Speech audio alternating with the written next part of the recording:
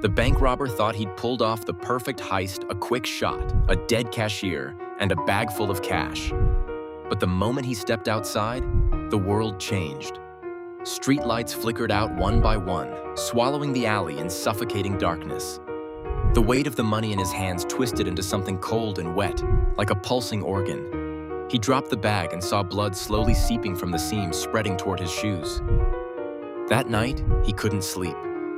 Every time he closed his eyes, he saw the cashier's face, blank, pale, and staring.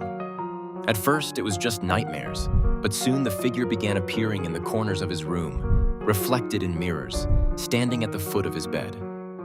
The man's throat was a ragged, blackened hole, and when he opened his mouth to scream, only a low, wet gurgle came out.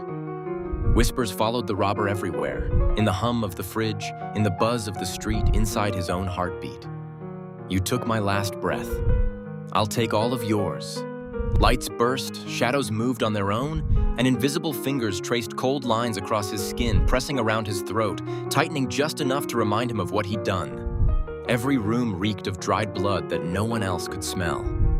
Days bled into nights, and he could no longer tell which was worse, sleeping or staying awake. He stopped leaving the house. He boarded up his windows. But the cashier was always there now, closer each time, eyes rotted and milky, jaw broken and hanging loose as if still trying to finish a final word. One night, the robber woke up unable to move. The room was frozen, breath hanging in the air. The dead cashier stood over him, head tilting unnaturally, bones cracking with each movement. The corpse leaned in so close the robber could feel the cold of the grave pouring from its open mouth.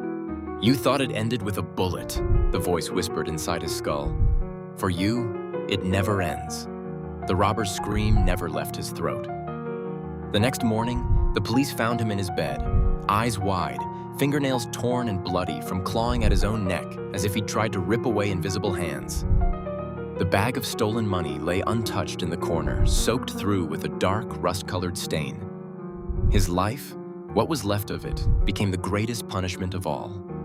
A sentence of endless nights, trapped with the thing he'd created, the restless, vengeful ghost of the man he thought was just another victim. Some crimes earn prison. His earned him a haunting that would never, ever end.